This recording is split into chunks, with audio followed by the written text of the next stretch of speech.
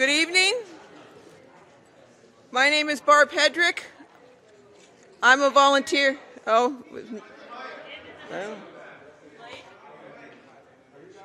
don't have, there it is. How's that? Okay. My name is Barb Headrick. I'm with the League of Women Voters. I'll be the moderator for this candidate forum. We appreciate your presence here. We also would like to thank our co-sponsor, the AARP of North Dakota. This forum is being streamed live and will be recorded for playback on the City of Fargo's government PEG TV channel, TV Fargo 56. This recording will also be posted on our website, YouTube channel, and Facebook channel. Now, this candidate forum exists to provide the public with an opportunity to hear candidates discuss the issues that are important to members of the public. The views expressed in each forum are those of the candidates, not those of the League of Women Voters or the AARP of North Dakota. League of Women Voters post complete, unedited recordings of forums. Editing is authorized only for official media reporting. Excerpts or edited clips of candidate forums may not be used for partisan political purposes. Because the League of Women Voters is a nonpartisan political organization, that we are here to encourage informed and active participation in government, work to increase understanding of major public policy issues, and the influence of public policy through education and advocacy. If you'd like to learn about us, please visit our website through lwvindy.org and then look for your local league at the Red River Valley, and also see our Facebook page. We'd also, as always, like to thank the City of Fargo for providing the wonderful City Commission chamber and the city staff here who are helping us run this and providing technical assistance as we do it. We also appreciate all of our volunteers who will be gathering your questions. When you have a question, you can write it on a card, just hold it up, and somebody will gather it up, and we'll get to as many of them as we can. I also would like to point out we do have a voter's guide up called vote411.org. If you go to that website, type in your address, it will give you all the candidates that will be on the ballot and the measures as well. And I want to encourage all candidates who have not yet filled out the questions for Vote 411 to do so as quickly as possible, because we will be obnoxious and call you and ask. So here are the rules for tonight's candidate forum. Questions are submitted by the public here tonight and will be screened only for clarity or combined with similar questions because of time, and all candidates will be given an opportunity to address each question. Each candidate will have 1 minute for an opening statement, which will then be allowed 1 minute to respond to each question. And at the conclusion, we will also have a 1 minute closing statement. The timer is up on the wall and will go off, have a bell go off to let you know when your time has expired. We thank the audience for their consideration in maintaining a quiet room so that all candidates have the opportunity to answer their questions fully and in a timely manner. And so we will start tonight with the opening statement of Derek Arneson. Thank you very much for having this forum and inviting us here to do this. Little introduction here. Probably most of you don't know me. My name is Derek Arneson. This is the first time I ever ran for any public office, so it's all kind of new to me. It's been kind of fun and exciting, a little terrifying, I won't lie, but it's getting it all under control. Grew up in Fargo. I'm from Longfellow neighborhood originally. I currently live in Hawthorne, over by Island Park. I've been there for about 26 years. Professionally, I'm an IT professional, project manager, done servers, networking, you name it. Basically, if it's IT, I've probably been involved or touched it at some point. Big part of that was obviously when you start out in IT, you learn support, where you get to deal with everyone's fires and everyone being upset at you. So go ahead, you can yell at me. I'll take it. But thank you. Thank you. Scott Brecky. Yes, thank you very much for hosting this event. My name is Scott Brecky. I'm a resident and proud to say I was born in Fargo, also that my parents are from Fargo as well. Oops, sorry about that. I swear I did not curse. That's enough out of you. So proud to say that my family is from Fargo. Professionally, I come from big box retail. I did 26 years of big box management, where I had budgets anywhere from $70 to $100 million, with anywhere from 250 to 350 employees that directly reported to me. Personally, been married and with my wife for 27 years. I have two daughters, a 22-year-old and a 17-year-old. My 22-year-old just graduated from NDSU, and my 17-year-old's in high school. Currently, I am in sales. I have the ability now where I've always been a strong believer in being involved in the community. I've been on the Fargo Volunteer Liquor Board for the last 3 years. And with my current position, allows me a lot more work-life balance to go to take this next chapter and to run for this position. So thank you very much for having me. Thank you. Nikki Gullickson. Thank you. Thank you to the League of Women Voters and AARP of North Dakota for having us in tonight. That's just great. I'm running for a seat on the Fargo Commission because I'm proud of Fargo and I believe in the future of Fargo. I've spent my entire adult life here. I've been here for over 35 years. I have raised a family here. I have worked here in businesses large and small, and I currently serve on the Fargo School Board. I'm in the middle of my second term. My husband is here tonight, and I also have 3 kids. One is a sophomore at UND, one is graduating at Davies this year, and I have a sophomore at Davies. I believe in Fargo. We have so much opportunity here. We have a little bit of everything. We have manufacturing. We are a tech hub. We have an active arts community. We have low employment, and Fargo is growing. I believe in respecting each other and working as a team. Everyone brings value. Everyone has had different experiences that they can bring to the table and share with us. Ooh. Okay. Thank you. Aaron Hill. Thank you very much to the League of Women Voters for having us. This is a great event. Appreciate coming here. So my name is Aaron Hill. I was born in Minot, moved to Fargo when I was 12. I graduated from Shanley High School, went on to St. John's University outside of St. Cloud, Minnesota, studied political science, ended up coming back to Fargo. Kind of my first real job was at United Way of Cass Clay in resource development fundraising. Then I went and got my master's degree in strategic leadership from the University of Mary. While I was reffing basketball, and my wife was pregnant with our first child, and then my friend moved back from Portland, Oregon with a business plan to start Fargo Brewing Company. So when I turned 30 years old, I went full-time at Fargo Brewing. I worked there for about 10 years. Then about 3.5 years ago, got my real estate license, and I'm a commercial real estate agent with Goldmark Commercial Real Estate. I was elected to the park board 4 years ago, so my term concludes in June, and I am looking forward to the rest of this debate. Thank you. Thank you. Anna Johnson. Boy, that minute goes by fast, doesn't it? So thanks for everybody for coming. I really appreciate the opportunity to get to talk to you guys. Most of you know me as a mural artist. I have lots of murals in town that I'm really proud of. I also am a truck driver professionally, but I recently stepped away from that to really focus on my career as an artist and open my own studio space. So as a small business owner, I know a lot about what it takes to succeed in this town, and I hope that I can use this knowledge going forward to really work for you guys in this community. I'm not a career politician. I'm just like you guys, and that's what makes me just like you guys. Thanks again for coming. I really appreciate it. Thank you. Chad Peterson. Thank you. Thank you for the time. Again, my name is Chad Peterson, running for Fargo City Commission, as you well know. I am a Longfellow Lion, Ben Franklin Bobcat, Fargo North Spartan, NDSU Bison. Graduated with a degree in architecture from NDSU, immediately bought a fourplex apartment building upon my graduation, ended up owning portion of a architectural engineering firm. A couple of years later, wound up following that with, again, purchasing multifamily commercial property. I've owned businesses for the better part of 3 decades. Started my first business in 8th grade. So my private sector experience, I think, is pretty vast. Public sector. Served for 12 years in the county commission, but prior to that, I served decades on multiple panels, boards, committees, commissions, and nonprofits, sort of honing the trade of how to govern, how to speak, how to make decisions. In my 12 years of serving at the Cass County level, I chaired the board for 10 of the 12 years. Normally that rotates once every 5 years, so you get the opportunity to chair once in a while, but my peers thought me quality enough to run for the 10, and I'm out of time, so God bless you all. Thank you. Jeremy Schaefer.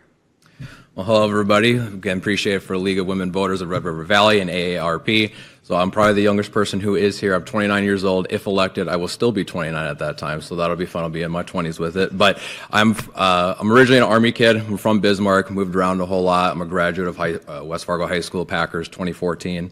Honestly, I love Fargo. I love the people, and I love God. I'm running for this because over this last year, some of you may have known me as the window tint petition guy. That's kind of important because I was out there meeting and chatting with many of people. I got over 10,000 signatures on my own. Other people know me as a free karaoke dude, so my number one thing right now I want to do is actually increase the young voter base of actually showing up to come vote, because there is more of them than there are of younger people, so that's kind of my main way of campaigning for them. And I'm going to promise y'all more energy, and I can't be bought out from anybody. Thank you. So we'll start the first question with Scott Brecky. And do you all mind if I just use your first names from now on to speed things? Don't beat me. How do you see the job of a city commissioner? Scott, we start with you. Well, from watching and attending the city commission meetings, I think it's going to be very important, especially with this election, on potentially, at least two, but even potentially even a third city commission, and then also if we do go to award system. I think in the last several years, there's been a lot of either 4-1 votes, 3-2, and then we've gone from, I guess, where you'd look at some of the previous conversations with the mayors where it was called out where sometimes the city commissioners are a little bit too brash and a little bit not is getting along as well as possibly. I think if you look up here, there's a lot of good people who I've had a brief time to get to know these people a little bit. And I think that's the most important thing, is just to be able to get along civilly. Thank you. Nikki? Thank you. I see the job of a city commissioner as collaborative and teamwork, and I mean that inside and outside of City Hall. I believe that has to do with our community. I've met with small businesses, I've met with different organizations, I've met with departments within City Hall, and I believe we need a teamwork approach. Everybody brings value. We need to rely on the experts for the data. We need to work together as a team to evaluate that data and make the best decision for Fargo moving forward. Thank you. Aaron? I see it as high-level leadership, the 60,000-foot view.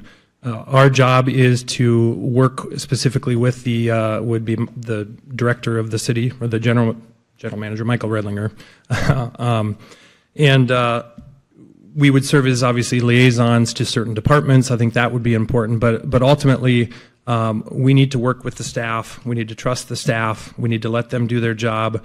We need to support them. As Nikki kind of said, they're the experts. And I know I've done this at the Park District. When I got elected to the Park District, it was a little kind of dysfunctional at the board level. And I think it's sort of creating clear structures for what the commissioners do, what they should do. If something comes into us, what do we do with it? Where do we send it? How do we interact with each other? And ultimately, if you think about it, whoever ends up as commissioners, we have the same vote. It's kind of the same power. The mayor has different job responsibilities outside of the commissioners, but then our job is to eventually vote when it gets up to that top level. Thank you. Anna? Repeat the question for me. How do you see the job of a city commissioner? Well, I think the number one thing that we as commissioners need to think about for our job is supporting the city staff, right? Like, that's how we get most of what we get done. And then the other thing is to listen to our community. We're not listening to the community right now. Everybody is unhappy with the commissioners, and why is that? Because they're not listening to you guys. And I think that, to me, is the most important part of the job, is to find out what people think is the most important thing in our city. It's not what I think, it's what you guys think. Thank you. Chad? Thank you for the question. I think it's an easy answer. Service and availability. I've said repeatedly over my career, I'm not the smartest person in the room, but I'm well informed. Over my 12 years, I missed 3 meetings. And I say 3 because I know I missed 2. I don't remember what the third one would have been, but I'm going to cover myself in case I forgot one. It's incredibly important to be in attendance at these meetings, to be informed as to the decisions that are going forward. And that means subcommittee meetings too. It's not just your city council meetings, it's your subcommittee meetings. You need to be able to engage with not just your team internally within your city hall, but externally with the population at large too. I know we're getting rid of, or the proposal is to get rid of a number of the committees and panels and boards that are within the city proper. I think that's okay as long as your new commissioners become available. If you just simply get rid of the boards and the commissioners aren't available, those people don't have an opportunity to voice their concerns. And that's the service aspect. You have to understand that you're volunteering your time, and that's a good thing. And I'm at a minute, so I'll stop. I don't want to get deep. Thank you, Jeremy. So I believe the job really comes down to, we're the people's worker. At the end of the day, when there's big votes that go on for the city, it comes down to us, and the people are looking at us and the ways that we go ahead and the ways that we vote. And then, second to that is not only before it even comes to a vote, but when things are coming through the pipeline as a commissioner, once you actually know about it, to engage with your citizens as far as, as best as you can, because the city is quite large as it is. And then along with the staff that does all the work that they do to put all the numbers together to make it coherent for when you actually have to come to a vote with it. If anyone's actually came to one of the city meetings, my vision that I see for it is that, man, this room would be so packed out that people couldn't be in here, and people would have to be in the hallway watching on the screen to be able to see what's going on, because people are so invested in what's happening. And when you actually see what the city puts together when they bring a presentation to the commission, Michael Redlinger does a great job of making it coherent and being able to actually, hey, this is what's going on. And I think that's just great. Thank you. Derek? Well, for the city commission, I see the job really as it's city management. We've got to work together as a team to make sure the city is moving in the right direction. I don't see it as a super political role. I see it, like I said, more management. Would be here to basically guide the city where the citizens want it to move. The whole overall goal is to improve the city, make it better than what it was before. With a project management background, what you really do in project management is you get a bunch of groups together. They might have different goals or different things they really want themselves, but you get them working together to find a specific goal that they're going to accomplish together, and you overcome any differences. I'm very good at doing that, and I think that would be something I could bring to this job.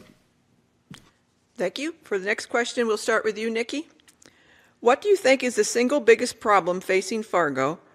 What would you do about it?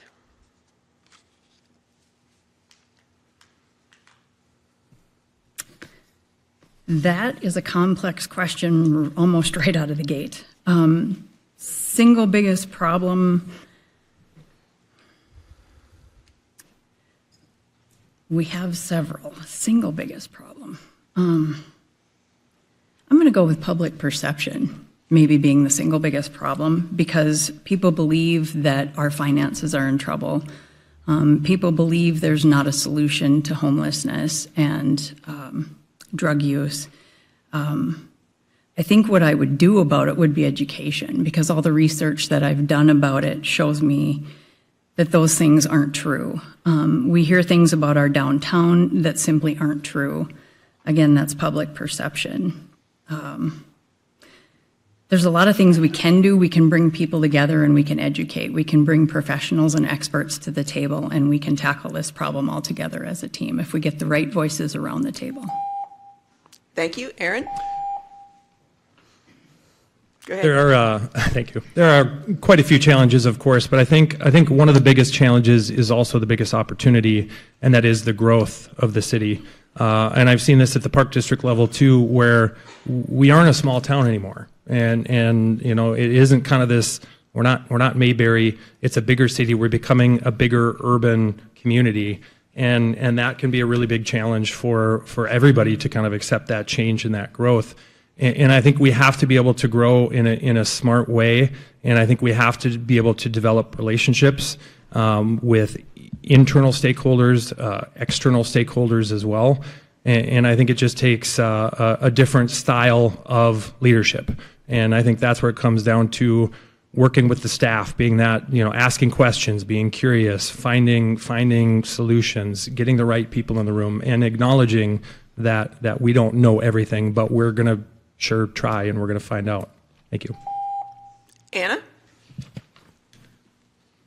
I think the biggest issue that we have right now is housing. I think that housing affordability and accessibility is the biggest issue.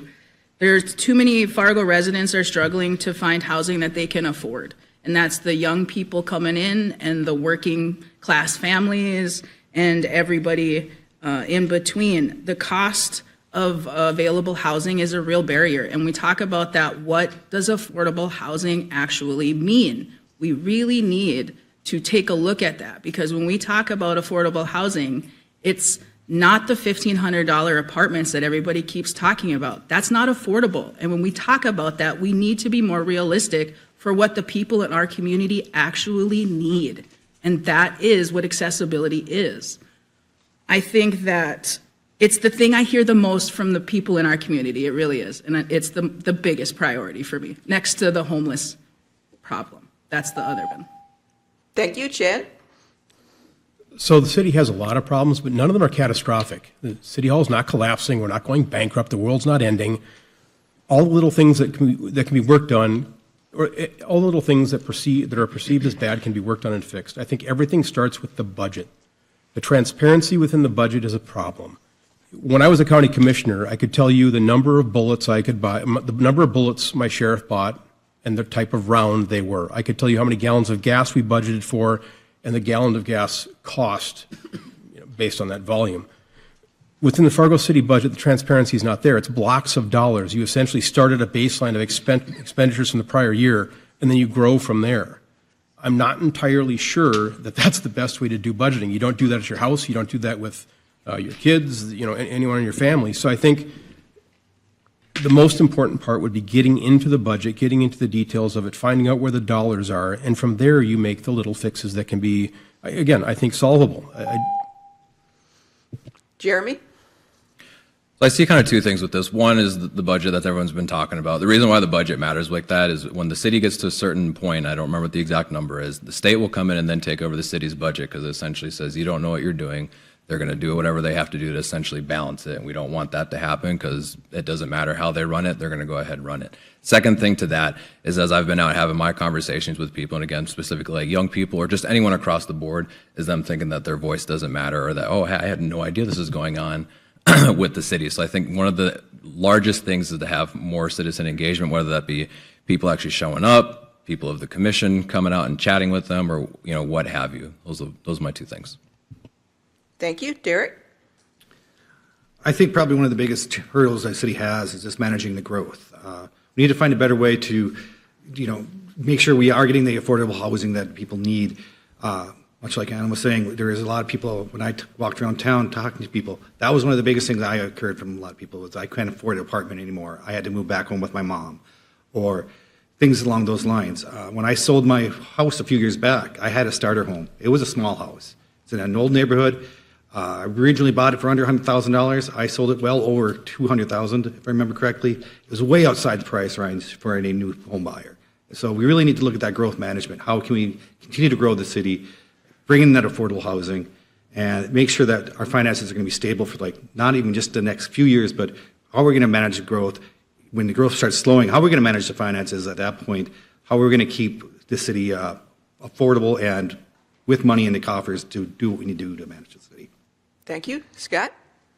Yeah, if I remember the question, it was identifying what it was and then what we were going to do for it. So I think just one little spoke in the wheel here, if we look at accountability, coming from a retail background. A few years ago, we were at about 700 reports of shoplifting in retail in the area, with a 38% arrest on that. We're up to 1,400 reports. That's just reports, and down to an 18% of arrests. Now, what happens when you have an excessive amount of loss in a retail establishment? Some of these retail businesses, by the way, are losing over $2 million a year in unaccounted for merchandise. What that happens is that dollar amount goes against new jobs, wages for those future employees, and it also affects the inflation for, let's say, housing products, et cetera, because the retailer will have to raise the prices. And that's what's affecting why the building is so costly now versus it was 10 years ago. Thank you, thank you. Next question, we start with Aaron.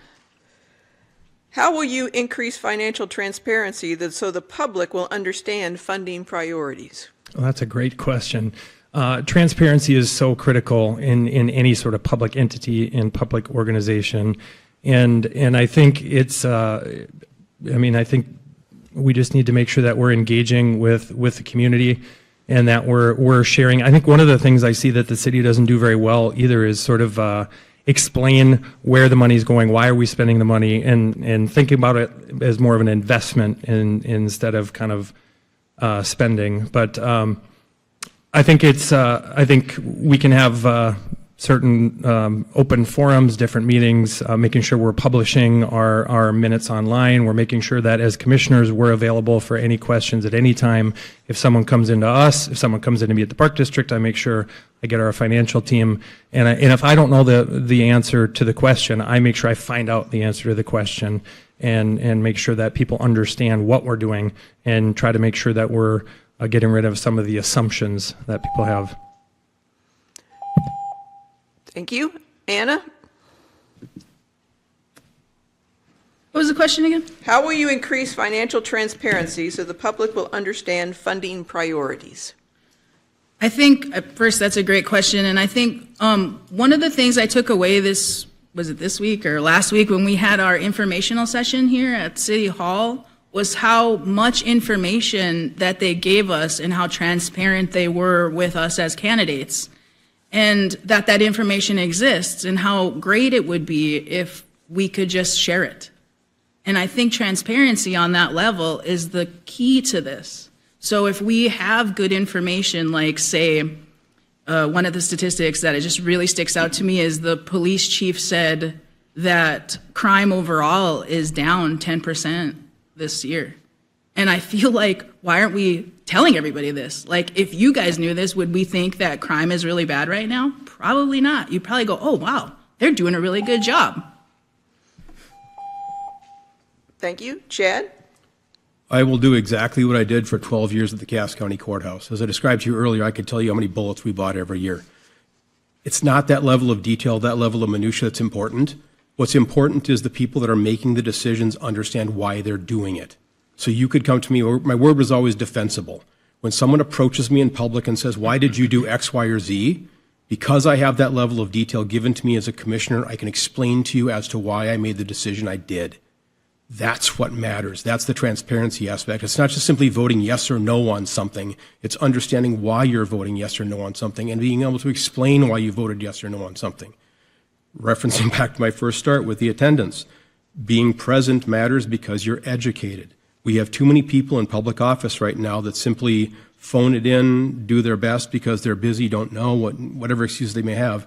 You should be able to approach me, ask me a specific question. I should be able to identify the choice I made in specifics regard to the budget. Thank you. Jeremy? So on the website, the budget is fully accessible for anybody to go ahead and take a look at it. Now, the thing about it, though, and this is kind of cool for me, I was looking at the property tax for the state because the assessor's office puts all that information in there. The only thing about it, though, is they don't break down the amount of how they get to the certain numbers. So I went ahead and actually spoke with the head of the assessor's department. He broke it down for me, so it made a lot more sense. So really what I think would kind of be helpful is if some things in the budget, it's completely transparent, but if it could be broken down to, hey, this is what this actually is and this is what this actually is. The property tax one, for example, in the state as a whole, there's about $19 billion worth of property taxes that can be collected. The state actually only can take $800 million, but for the city as a whole, we only have, I believe it was about 80 million that we could, no, that's not right. 30 million that we could use, but there was a whole algorithm how that was actually broken down. He explained that to me, so I think that would be a nice thing that could actually be included into the budget.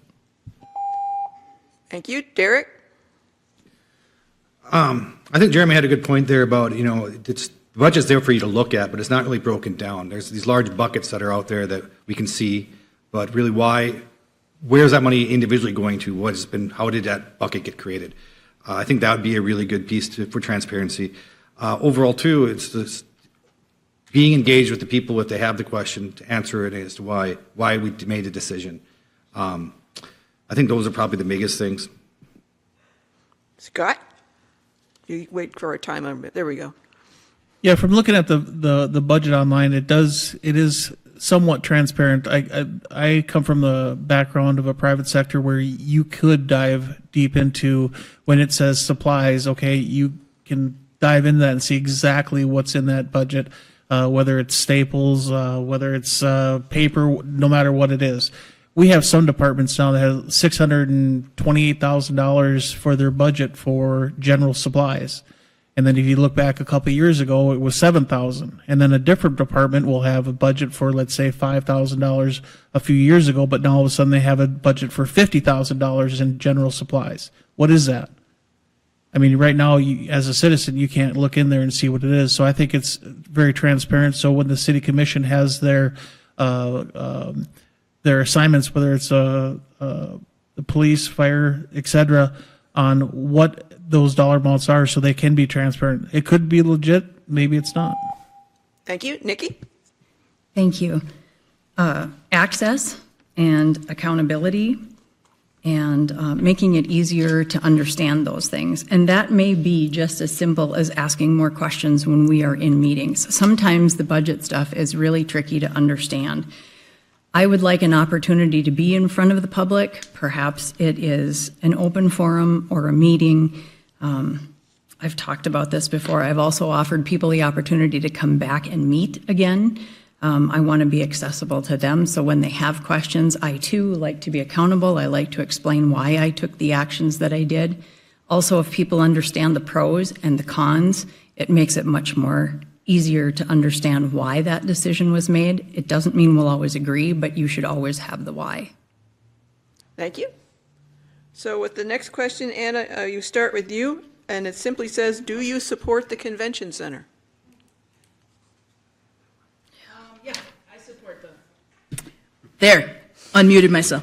Yeah, I support the convention center, but I still think it's important that we really have the conversation about where it goes, because that's the more important part, don't you think? I think we have to really think about if we're building something from the ground up or if we're going to have something that already exists, and what does that look like? And I think that's the most important conversation to be having right now because of the differences that we're having in the conversation with Bruhala and the downtown, the old city hall.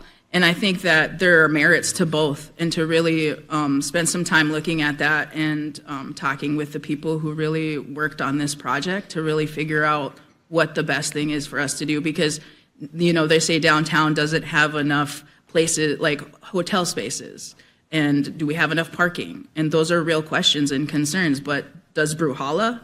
I don't know. Thank you. Chad? Easy answer, yes. So the voters wanted this. It passed with a majority of support, so we need to do something. I think we've been missing this middling convention client, you could call it, I suppose, over the last couple decades. But that doesn't mean you give carte blanche to just building a widget somewhere and saying, we'll make it work. The struggle is, I think, the process was a little bit cumbersome. I think it might have been flawed in a couple areas. In particular, the last conversation I think everyone's privy to regarding the financing package. But that aside, the most important takeaway, I think, is A, providing the building in the most logical spot to ensure that we don't wind up having to backfill this with general fund dollars, because this thing could very easily become a burden and start bleeding the general fund. And that's what I think some of us have talked about, myself in particular. The budget is where all the problems start and evolve from. So if we wind up having to dedicate $250,000, $1 million, X amount of dollars every year to fund this facility, over time it will eat us alive. Thank you. Jeremy? As the proposal sits right now, no, I'm not in support of it. The biggest thing, honestly, being cost that's associated with it. Myself as a voter, I remember when this came up on the ballot, the way I read it, I was under the understanding once this passed and the tax was actually put into practice that there would be a fund already being saved up to go ahead and build this, not waiting until the actual proposal went through and then the collecting of this tax. Because if that was the case, we should already have a decent amount of money for it now, but there's actually no set aside money for it because that tax doesn't take effect until a proposal is actually approved for the building. So we'd be kind of sitting behind where we should actually be as far as the building goes with it. Thank you. Derek? Right now, no, I do not approve of it. I think it's really comes down to the financial reasoning. I think Fargo right now has some other things we want to concentrate on financially, just to make sure we're going to be solvent and for long term in the future. So, right now, no. Thank you. Scott? As of right now, I'd like to see it open up to other locations, not even just the 4 locations that I was at, but out of the 9 locations, I think there was a few other ones that potentially got overlooked. I don't think that this is going to be something that is going to be solved in the very near future. I believe we have until 2028 and until a decision has to be made. I think the main thing for the taxpayers is to know that it's not going to come back on them. This next election, we're going to find out if the 1% sales tax is going to go through. We're going to see who's going to be on this commission. And I think that it's going to take a long time before we get the proposals. And I think it's going to be pretty fluid until then. But I would definitely support if it's in the right location. I think right now it would be nice out of the $229,000 it costs us to keep the Civic Center open every year. It'd be nice if that location could get some revenue, but then again, it makes it so much difficult to have certain events at that location. So lot to be learned. Thank you. Nikki? Yes, I do support the convention center coming in. It's been voted on. The voters want it. We've got a way to pay for it. I hear a lot of concern about, will it make money? I don't know that I'm as concerned about it making money as I am about it breaking even. And the reason is because when we bring people to town, those people are going to shop. They're going to stay in hotels. They're going to eat. They're going to fill their car with gas. They might visit the zoo, all different kinds of things. It's an economic engine. It brings people into this town, and in large numbers, we need to have it. I don't want it to fall on the taxpayers. I am interested to see the financial situation that we are going to have. But if we can make all of those things work, I absolutely support it. Aaron? I very much support the convention center, and I think it's long overdue. And obviously, the citizens of Fargo voted for it and approved it. As Nikki said, tourism not only brings in revenue, but that is a vehicle for us to bring people to the community and eventually, possibly at some point, live in the community. We have a massive workforce shortage. Talk to any employer in this community, and they can't find employees. So, what are we going to do to try to help bring people to this community? We have to make sure that we do it in the right way and do it as I kind of agree with Nikki that break even should be the goal. But I like living in a community that believes in itself. It is a risk. I was on the park board when we approved the second phase of the sports center. Similar thing, right? Should we be doing this? This is a lot of money. This is a big risk. Yes, it is. But generations from now, 10, 20, 30 years from now, people are going to look back and say, thank you for doing that. Look what it's done for our community. Very similar to the Fargo Dome too, right? So many people were against that. And look what that's done for our community. Thank you. Thank you. The next question, we start with Chad. How would you address the lack of affordable housing? Low, stable tax rates. I don't know that it's the government's role to jump in and start subsidizing things as we have in the past to some degree. When I sat on the county commission for 12 years, we were supportive of low-income elderly housing when they made sense, but simply throwing government money at a handful of developers may not be the best interest. I think long-term, like I said, my takeaway is low, predictable taxation. That gets people into housing. The other thing is we allow our developers to do market-driven construction. Right now, the land development code's in a space of evolution where some developers are concerned, others are less concerned. But I think now is the time to reinvent maybe the way we've done things, allowing our builders more flexibility, allowing people to build actually affordable homes instead of constricting the hose. We have two messages happening simultaneously. Build affordable housing, and then we're putting hurdles in the way of building affordable housing. We need to streamline the path and let people build what the market wants. Thank you. Jeremy? So on the commission, what's actually viable for what you can do is I see it in two different ways. One, you can keep the property taxes low because that'll also help with the housing with it. And then the other one is to have a proportional growth plan with the city, because as the city expands and grows into new places and has to put new infrastructure into new areas, that costs money. The faster that you do that before you actually have money that's coming in to take care of what you already have, you're going to already be over budget by spending that. So then that's going to translate to the housing cost, because it's going to cost more to go ahead and build this new stuff, put in the infrastructure for it, and then that gets passed down to who's ever renting, owning, or living in the space. Thank you. Derek? I think to address affordable housing, one of the biggest things we have to do is look at a lot of the older neighborhoods. They have already the structure for affordable housing. They have the infrastructure already there. We just need to find a way to keep those houses in a spot where people can afford them, whether that be working more with the state for some of the new home buyer programs they have, or two, just in general, as we do plan the growth in new neighborhoods and so on, we do need to make sure there is a balance, proper balance for the affordable housing, along with some of the more luxury housing that we see go out there quite a bit. It's something that I think we probably need to really focus more in on is, again, like I said, revitalization of the older neighborhoods. Thank you. Scott?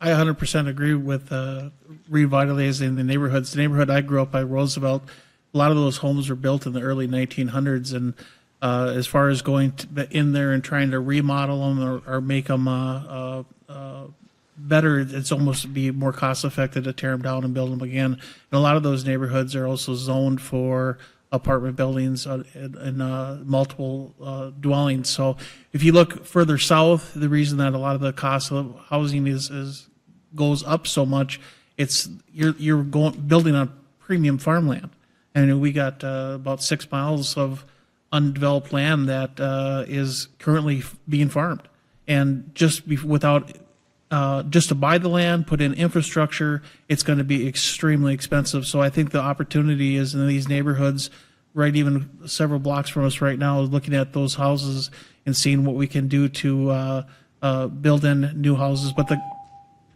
Thank you. Nikki? Thank you. My number one question is, what exactly is affordable? We had this discussion earlier today when we met with the realtors. There's a lot of different things we can do. We keep hearing about we need to build new buildings, we need to put people in them. I'm not convinced that we need to build new buildings. These gentlemen are right.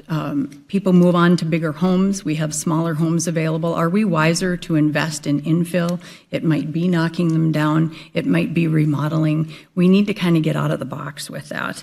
We need to review what other cities are doing that could be working. I'd like to bring in contractors, housing experts, to have a discussion about what can we do, how can we do it, how can we make this work. I think it's going to take a group of us to put a dent in this. We are over 16,000 units short from the last report that I read to providing reasonable, affordable housing, whatever that may be. Thank you. Aaron?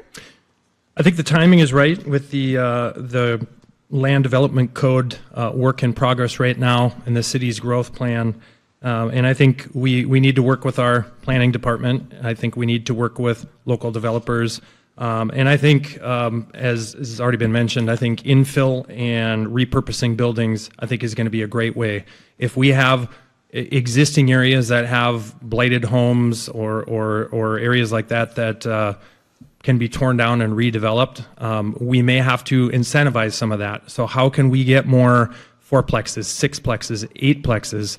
I think it's really, really important for people to own their own home. I think that not only kind of cements them in the community, but obviously they're going to take pride. They're going to start building equity. If they get a home for under $200,000, they build equity into it. Now they can sell that and use the proceeds for a down payment in a bigger home. So I think it's really, really critical that we work on this. Thank you.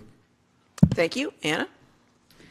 Yeah, I think incentivizing our workforce and affordable housing development is the key to this. I think the market alone isn't going to solve this problem.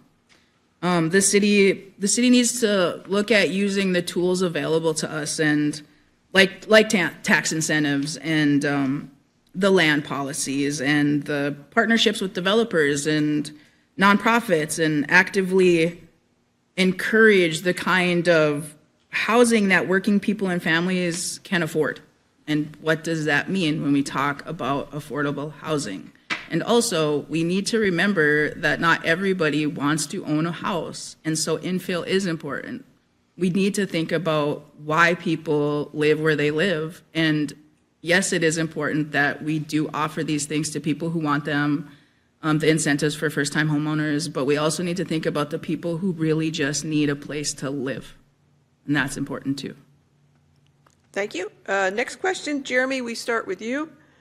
How will you protect our resources from AI data center developers? Oof. I just read. You say no. Obviously, it's up to the landowners if they're going to sell out to any of those developers if they want to have it there. I suppose that's the first conversation is you have with them to educate them if you know that that type of deal comes up to them, and if they have trust in their city government to say, hey, I had this come up, I'm not really sure about this, do you know about it? We go ahead and say no about it, and then they can go back to the developer and say no. Or on the flip side, actually, it's funny you bring this up. I just seen a video this morning. I can't remember what state it was in, but they're offering them $27 million to build an AI center on their land, and they've had it there for 3-4 generations, and they said no. They could have just walked away and never thought about having to worry about money ever again, but it mattered more to keep their land in their family's name and not sell out, so I'd say no. Thank you. Derek? So AI farms, this is sort of touches an area I know a little bit more about. One of the big things is, we would have to definitely look at what kind of power consumption they're going to be having, what's the draw going to be, what type of additional infrastructure needs to be brought in, what's going to be the impact on that. Is it going to affect the neighborhood? Is it going to affect the power, cost of power just because it's drawing so much? Those are things we'd have to look at and figure out what the impact would be. Another big one, everyone talks about the water usage with the AI plants too.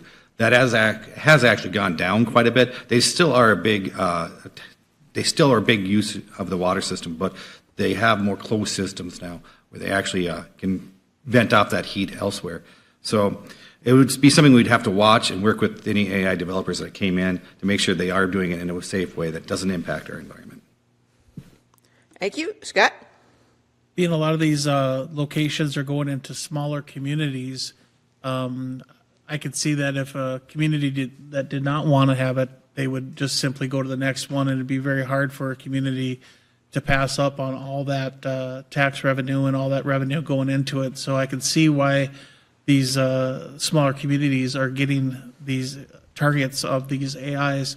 So I think as Fargo representatives need to work with, for example, Harwood to see what the regulations or what requirements are and to find out. Now it sounds like they're using their own separate water for the one in Harwood and whatnot. But anything that could potentially be either harmful or beneficial, whatever that looks like, I think it just needs to be an open dialogue. And we all know that there was a little bit of a concern there with that issue. Thank you. Nikki? This was a question I certainly did not expect. I've heard all the things that everybody has mentioned, the power consumption, the neighborhood impact, the water usage. I'm looking at it from a different angle. It's going to bring jobs. It's going to bring people to town. It's going to sell homes. It's going to provide a number of different things that would be good for our economy. So I feel like we need to find a way to make this work. And the first person that does is probably going to have an economic boom because of it. Yeah, I'm sorry, it's not something I expected to come. Thank you. Aaron? So I'm also on the Xcel Energy Advisory Board, and this was one of my kind of curious questions at one of our last meetings. And the reason why these areas are looking at North Dakota is because we have the power, we have access to the power, and we also have the climate for it. So cooler weather, colder weather works much better for these data centers. So that's a reason. And we have the space, right? We have, well, looking at North Dakota, we have 780,000 people in the entire state of North Dakota. So that's why they're looking here. Now, one of my questions in one of these meetings was, what happens if we build all of these things and there's all this power infrastructure, all these buildings, these are massive buildings, and then in 10 years, 15 years, everything shifts and changes. Now we just have all of this infrastructure just kind of dead and sitting there. And at least according to the answers I received was they do work out sort of kind of clawbacks if something like that happens to help kind of mitigate some of the risks. But otherwise, again, the tax I'll just say thanks. Thank you. Anna? Yeah, I think I'm going to say something a little bit more controversial than everybody else because we know that this is a big issue. And there are lots of communities that have already experienced a lot of problems related to these data centers. And yes, there are jobs. How many jobs? Is it worth it? Some of these communities say no. And I think the conversation is really being brought back to us. We need to have these thoughtful conversations about what we as a community want before we do something irreparable that we can't go back and change. These are huge decisions to make with our environment, with our water, with our electricity. We know our electricity and utilities are going up. We know water is scarce. We don't know what the future holds for these data centers. We just don't. And I think that I need a little bit more information before I go all in. Thank you. Chad? This answer is surprisingly easy. It doesn't matter if it's an AI center, a hog processing plant, or a soybean plant. It's studying the impacts to your neighbors. It has to do with infrastructure. Can we even support whatever widget it is? I don't care if it's a manufacturing facility, AI facility, and to Mr. Hill's comment, they actually come in with bonding to ensure that cost doesn't get carried over to clients in the future. Regardless of that, that's what matters. That's why the land development code is matter. That's why it matters putting people in office that understand how to process things, not just in a simple, move the widget from A to B, but thinking 3, 5, 10 years down the road, what's going to be the impact over time, again, regardless of whether it's an AI, meaning heavy water usage, it's closed loops, there's really not the water usage you used to have, or heavy power, as Aaron implied, what happens when it closes. So it's understanding the long-term impact of whatever you approve as a city commission and the impact on all your neighbors. That's the takeaway on this. Thank you. We've only got time for closing statements left. I would like to thank all the audience members who gave me these big stack of questions I didn't have time to get to. And I do encourage you to talk to the candidates while they're here or email them and get your questions answered that way. I also, again, encourage the candidates to go on to Vote 411. Look for that email with your invite so you can fill out a few questions that we have that we've put forward for you so more people can see that. And I've got to do one more thing before I start the closing statements with Derek, and that, as many of you have probably noticed, we are missing one candidate here tonight. Tony Gehrig was called out of town on short notice, and so he did send this statement to be read at this forum. The city of Fargo needs to do 6 things in order to get back on track. 1, balance the budget, no more deficit spending. 2, pay down debt. We are $1.3 billion in debt and it grows every year. This is unsustainable and will bring down our city. 3, end all assessments. Our biggest driver of debt is assessments. They are unnecessarily and harmful. 4, end all incentives. We can't end assessments if we don't end incentives. We have abused this system and have made owning a home unaffordable for many residents. 5, put the needs of Fargo over the wants. Yes, that means no convention center when we are $1.3 billion in debt. 6, define the role of local government. We can't be all things to all people. We can try and we can spend like crazy, and that's where we are today. So, Derek, 1 minute for a closing statement. Thank you again for hosting this. I really appreciate the opportunity to be here. I guess biggest reason I'm running for city commission is, 1, I love Fargo. I've been here my whole life. I want to see it succeed. I want to see it succeed in the future. I want the city commission to work together as a cohesive unit, not fighting with each other. And I think with a lot of my skill sets, I can get that happening again. I can work with the different departments. I can let the experts of the departments do their jobs, and I can make sure that everything's moving forward for the collective good. So, thank you. Thank you. Scott? Just first, I'd just like to make one complaint that not only did Aaron get the middle chair, but then he also has the number 1 on the ballot. You know, he's in first place. So I don't know how he got that figured out, but thank you very much for having me here, and I appreciate this. Very simple for my closing remarks is I believe strongly in accountability. I believe in straightforward as far as coming from a business background as a budget and holding people accountable to that budget and holding people accountable to their actions. I believe that Fargo is in an area right now where we've attracted a lot of business and a lot of jobs, and we've continued to grow. And our biggest opportunity right now is retain that. We need to retain the people. We need to retain the business, and that's through accountability, and that's through having a very strong police department. And that's by having a very good leadership. And I would appreciate your vote on June 9th. Thank you. Nikki? Thank you. My opening move to my closing. Thank you again to the League of Women Voters and AARP of North Dakota for hosting. Thank you sincerely to those of you that are taking your time to attend and to listen online after the fact or at home. I appreciate your interest and engagement because this election determines the direction Fargo will move from here. My focus as once elected will be safety, not just downtown, but in the metro. Affordability, focus on bringing costs down for our residents, and changes and efficiencies at City Hall. An example could be reviewing, updating, or creating policies, empowering staff to make some routine decisions that wouldn't need to come to commission. Come June 9th, my plea is that you come out and vote. And tell your neighbors, when you look at that ballot, vote Nikki Gullickson as one of your next commissioners. Thank you. Thank you. Aaron? Thank you as well to the League of Women Voters and AARP. And I did this at another forum. I want to thank everybody up here as well, because all of us have raised our hand and said, yeah, I'll put myself out there. As Derek said, 4 years ago when I did this for Park District, I had never been so nervous. You know, you're putting yourself out there. It's your name. It's your reputation. And normally when you get elected and you're in the seat, you're asking the questions and you're trying to get information. You're not getting grilled. So this is pretty stressful. But I've had a chance to meet with everybody one-on-one, not because creating alliances, but just to try to get to know everybody, because it's about relationships and it's about people.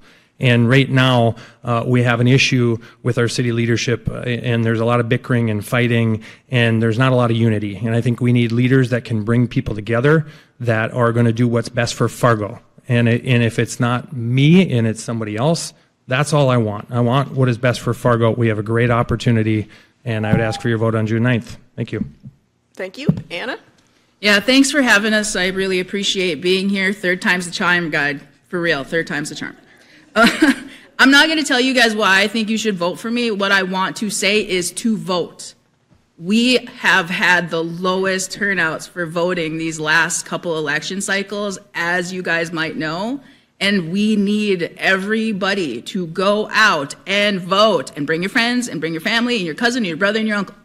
Everybody needs to vote, and that is all I'm going to say. And thank you guys so much for coming, and thanks to the League of Women, and thanks to all of these wonderful people next to me. Thank you. Chad? Thanks to everyone in the room. I realize local elections are incredibly important. I don't think we pay enough attention to them. My basic messaging is this: proven leadership, back to basics. I've owned businesses for decades. I volunteered on boards, committees, commissions, panels, nonprofits for decades prior to my election for 12 years. Served at the Cass County Courthouse for 3 terms. I left it well-run and fiscally sound. We have good team members at that courthouse. We have no debt. We have a AAA bond rating. Back to basics. The city of Fargo's mission creep has gotten a little bit out of control. We need to start constraining what we do. We need to focus on what local government, in this particular case, what City Hall should do. We still need partnerships with the courthouse. We still need partnerships with other counties, our friends across the river and Clay. We still need partnerships with our friends in Bismarck and DC.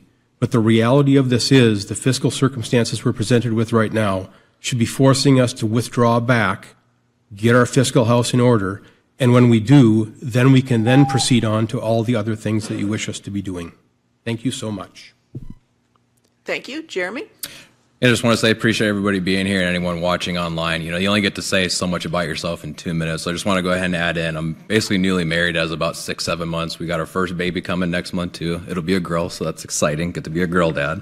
You don't need to clap. So I've worked 8.5 years in shipping and receiving, so blue collar work, and interesting enough, I've actually transitioned now into selling and installing window tint too. So that's kind of funny. But honestly, at the end of the day, I really want to do this for y'all. This is something I wanted to do, so that should really kind of put me at the forefront of being elected to go ahead and do this. So within doing all that, I've had the chance to converse with basically all demographics of Fargo, so I'm quite confident in my ability to have conversations and put my leadership skill forward. And even if I don't win, I already know I'm going to promise you I will have the most amount of young voters turn out this election. Thank you. Thank you. This concludes our forum tonight. We will be back tomorrow night where we have candidate forums for the Fargo Park Board and the Fargo School Board. We hope to see a number of you again. I want to again thank the AARP of North Dakota, all the League of Women Voters volunteers, the City of Fargo as well, and especially all of the candidates. As was mentioned by one of the candidates, you all do step up and you serve our democracy with your time and your effort, even if you don't win that election, and we thank you for it. So if everybody could give him a round of applause.